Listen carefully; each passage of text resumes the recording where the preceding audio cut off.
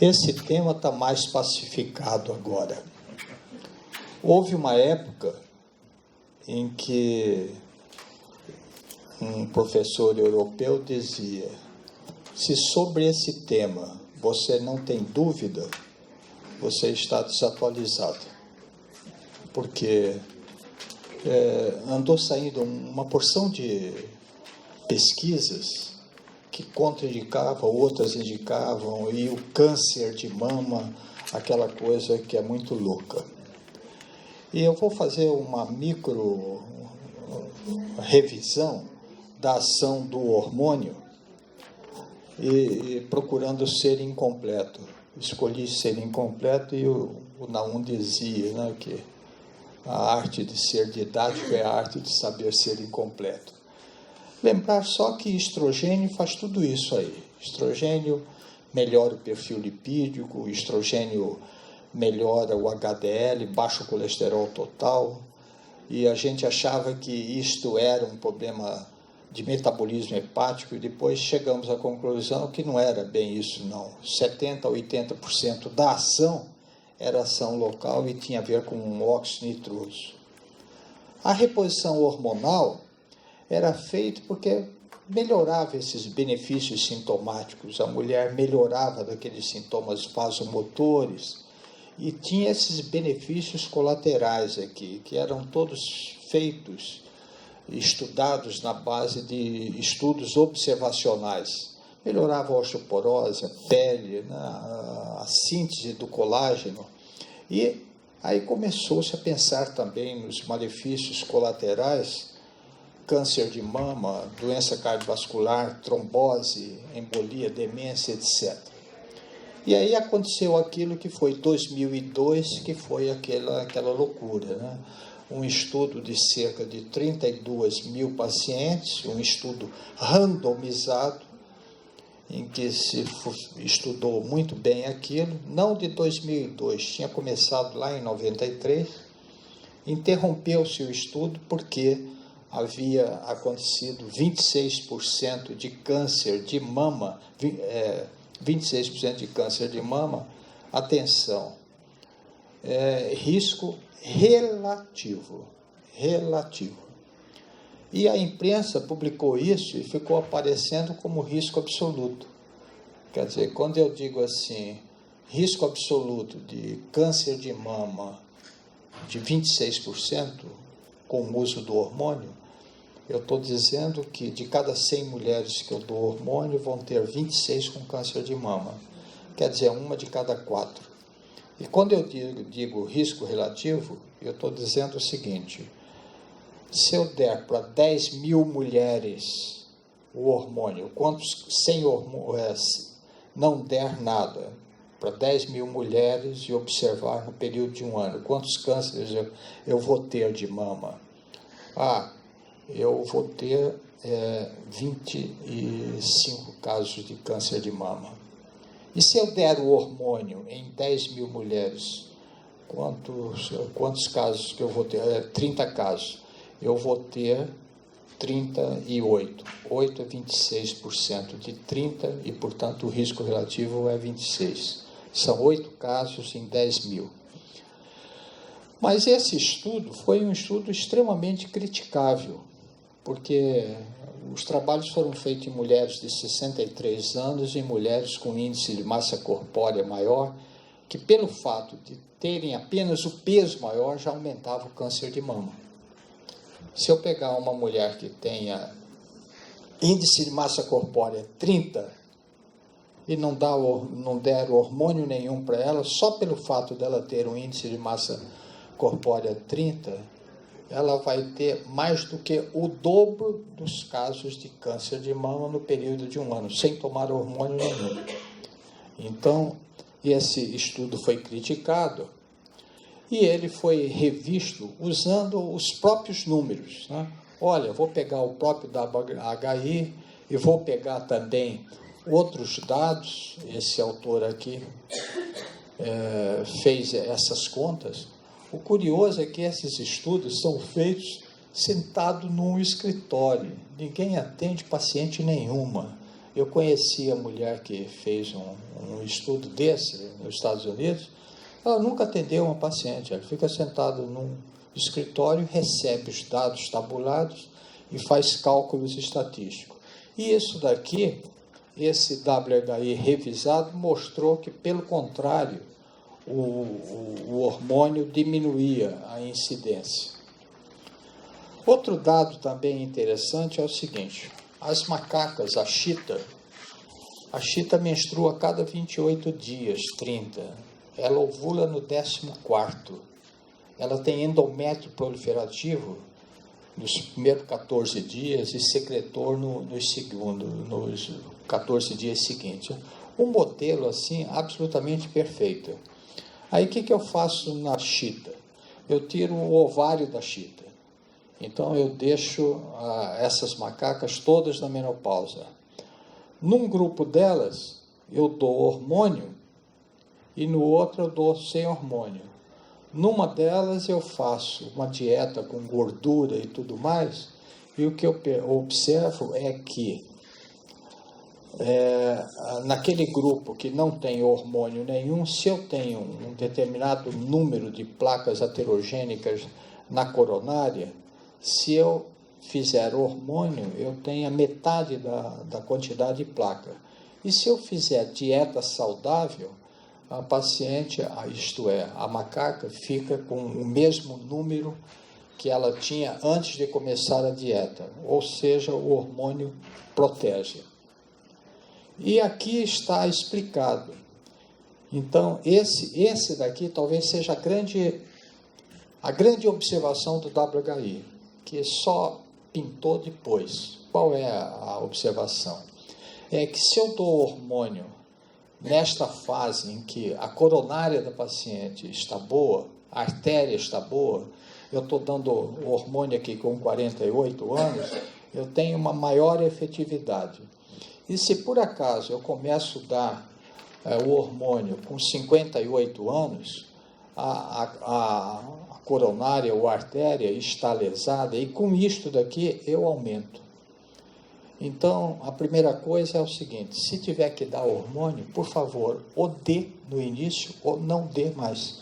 Porque se você der depois, você aumentou o risco da paciente ter infarto, embolia, trombose, etc. Então, se você apertar todo o WHI, você pega esse dado aqui. E aí caiu essa pergunta: fazer ou não fazer? Hormônio é medicação. Qualquer medicação tem efeito colateral. Eu pergunto às minhas pacientes: você tem grilo ao tomar Novalgina? Ela diz não. Aliás, eu tomo sempre. E eu digo a ela: se você estivesse em Nova York, você não tomaria jamais, porque Novalgina não está liberado nos Estados Unidos. Olha, com Novalgina, você pode fazer a granulocitose, você pode fazer lesões importantes. Mas você pode tomar Novalgina porque a relação custo-benefício vale. Então, não tem nada que eu faça, ou até que eu deixe de fazer, em que eu não pague um preço. E o grande problema que acontece com a gente, que nós médicos, é saber se aquilo que nós estamos fazendo vale a pena ou não. Tudo tem efeito colateral. A pílula anticoncepcional é fantástica, mas é uma merda. Ela não presta também. Ela pode ter efeitos colaterais, mas tem efeitos benéficos, e eu avalio se tem risco ou benefício. Então, a primeira coisa que eu tenho que fazer é individualizar, passar a informação e aí optar. A gente vive optando na vida, né? Aí eu caí em Sartre, nasci condenado à minha liberdade, e eu escolho casar ou não casar, descasar ou continuar infeliz casado, ou feliz casado. Escolho dar o tiro na minha cabeça ou não, e se eu resolvo não dar o tiro na minha cabeça, daí em diante eu passo toda a minha vida escolhendo. Escolher ter amigos, né? Escolher ter ou não ter amigos, fazer a vida, a profissão e tudo mais. E aqui também nós temos que optar. E aí, individualizar quer dizer, pegar aquela pessoa. Não vale uma informação geral. As pessoas dizem, você acha que deve dar ou não deve dar? Não, não sei. Eu sei é que tenho que pegar a paciente e saber se vale a pena dar ou não dar. Individualizar. Então, só alguns fatores para pensar. Se a mulher é negra, e eu estou pensando em osteoporose, quem é que disse que eu vou dar? Ela não vai ter osteoporose. Mas se ela for branquela, branca, anglo-saxônica, olhos azuis e tal, eu penso, tá.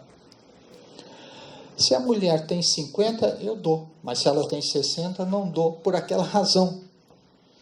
Se ela tem os sintomas presentes, claro que se eu der hormônio, eu vou melhorar a qualidade de vida dela, eu dou.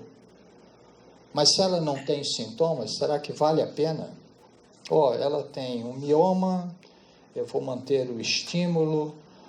Mas ela dá mais que chuchu na cerca, tem uma atividade sexual imensa. Será que eu dou ou não dou? Se eu der, eu vou melhorar a vagina dela. Mas só que eu poderia fazer isso com medicação local. Se ela é hipertensa, eu dou estrogênio, eu aumento a síntese de angiotensinogênio hepático. E aí eu pioro a hipertensão dela. Mas se ela está muito mal, cheia de ondas de calor, e ela toma uma losartana, e essa losartana mantém equilibrado, quem é que disse que eu não posso dar, ou quem sabe dar um transdérmico? Por que transdérmico? Porque eu evito a primeira passagem hepática que eu teria com a via oral, e evito a síntese de angiotensinogênio, e evito a crise hipertensiva que ela poderia ter. Se ela teve câncer de mama, se tem antecedentes, com a mamãe teve câncer de mama com 70, eu dou, mas se a mamãe teve câncer de mama com 40, aí eu penso em não dar, porque com 40 deve ter um componente genético, com 70 é aleatório. Quando eu penso em câncer de mama, eu pego assim, olha, tem o BRCA1, BRCA2, vai ter câncer de mama. Não sei se vai ter câncer de mama ou não. Se ela tem o BRCA1, a menina tem 15 anos, mamãe teve câncer de mama com 40. Aí eu digo a ela, olha, você tem o BRCA1, está ferrada, vai ter câncer de mama. Você acabou com a vida da menina. Só que se eu seguir essas pacientes, eu vou chegar, ao final, 5 de cada 100 é que vão ter o câncer de mama. Se eu pegar as pacientes com câncer de mama, eu encontro que 11 de cada 100 tem o BRCA1 ou BRCA2 e tem 89 que não tem nada. Quer dizer, é preciso integrar o genoma com o meio ambiente. Uma coisa é ter o antecedente, o BRCA1, e ser obesa, e fumar, e nunca ter amamentado. Então é preciso individualizar isso. Se tem uma lesão hiperplásica mamária, olha, tem essa lesão porque tem um estímulo estrogênico. Será que eu vou fazer? Quem sabe eu faço tibolona. E de qualquer maneira o TH vai ser.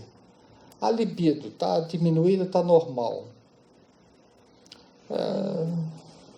Hormônio não faz marido carinhoso, assim, cuidadoso, nada disso. E daí? A mulher tem 50, está se sentindo embagulhada, não é? A pele está engruvinhada, diminuiu a hidratação, e ela está num ambiente bem machista, em que tem importância, é mulher jovem, e ela está se sentindo mal.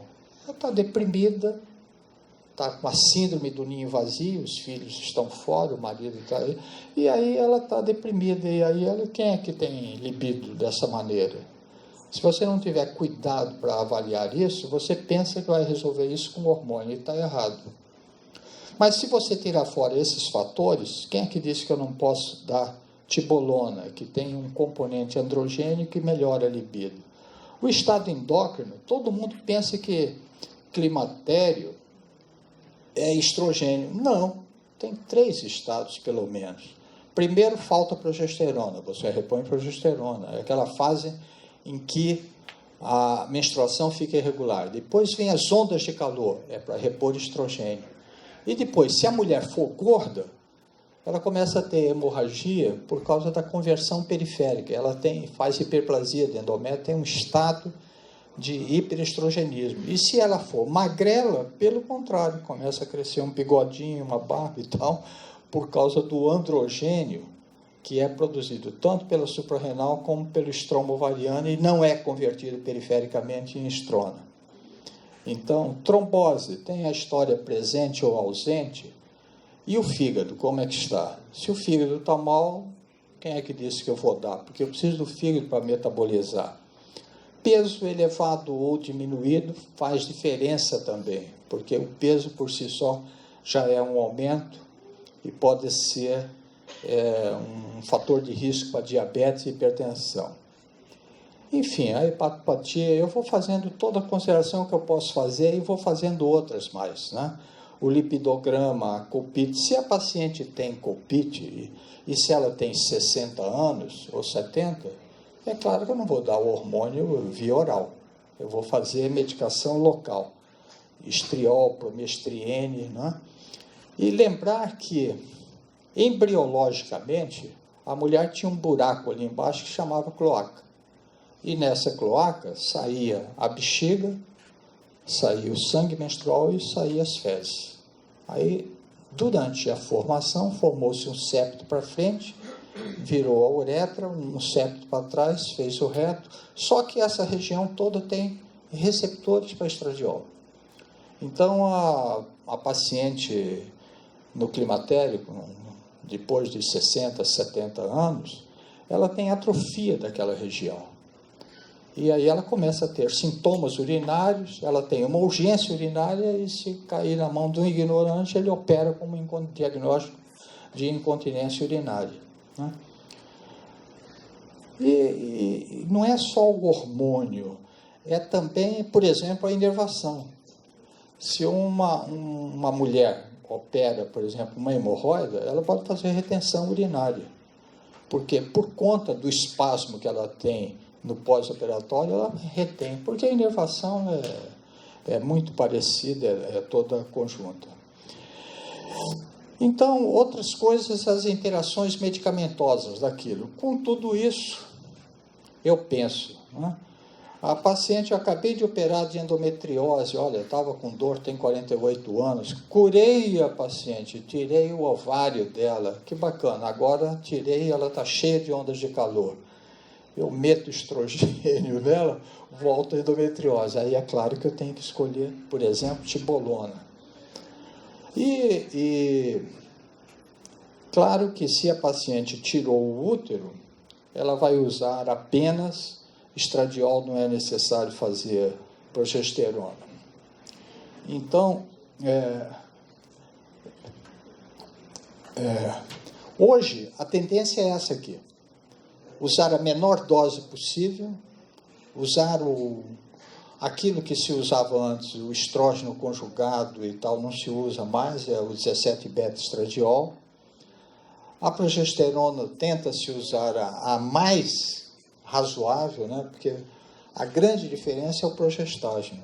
Você pode usar a progesterona natural, mas só que a natural ou se faz, tá bom, ou se faz por via oral ou transvaginal, ou então por via oral ela causa coisa.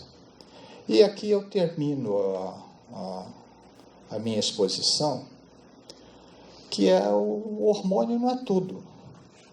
O que você tem que fazer com uma paciente nessa idade são essas 5 coisas aí. Isso é resultado de um congresso americano. O que fazer com a mulher de 50?